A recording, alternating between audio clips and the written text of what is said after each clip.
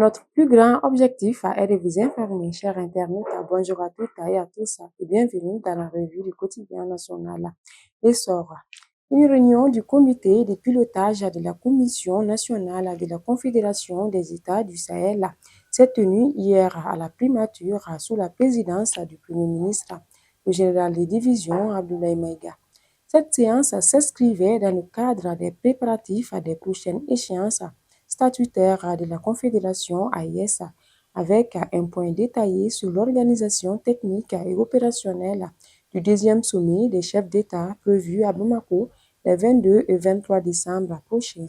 Les membres de la Commission nationale AES ont salué la conduite des travaux tout en sollicitant une marge de flexibilité pour intégrer les activités à venir et optimiser la qualité de leur mission.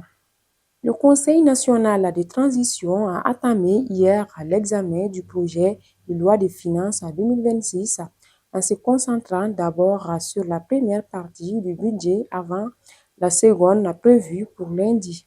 Selon Mamadou Touré, président de la Commission des finances, la loi de finances en mode programme comporte deux volets, l'équilibre budgétaire général et la mise en œuvre des politiques publiques.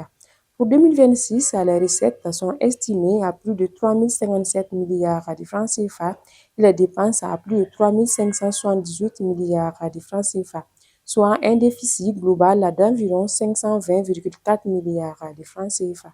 Après la décoration de certains opérateurs pétroliers, le ministre de l'Industrie et du Commerce, Moussa Alassane Diallo, a réuni hier le comité de pilotage entre le gouvernement et les importateurs de pétrole pour exprimer leur reconnaissance au président de la transition, le général d'armée Yassine Gouita. Au cours de la rencontre, le ministre et les pétroliers ont passé en revue l'approvisionnement du pays en hydrocarbures durant la semaine écoulée, fait le point des mesures prises pour un retour à la normale et discuté des perspectives pour la semaine à venir.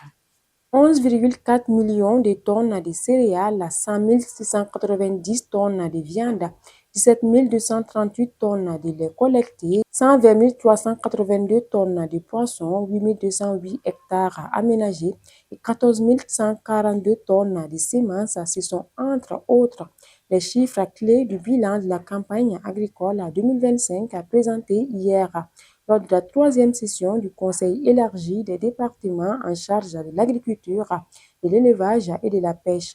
Cette rencontre, présidée par le ministre de l'Agriculture, Daniel Simeon Kelema, en présence de son collègue de l'élevage, Youbaba, a permis aux directeurs nationaux des services techniques du secteur du développement rural de présenter tour à tour leur bilan provisoire de la campagne agricole 2025.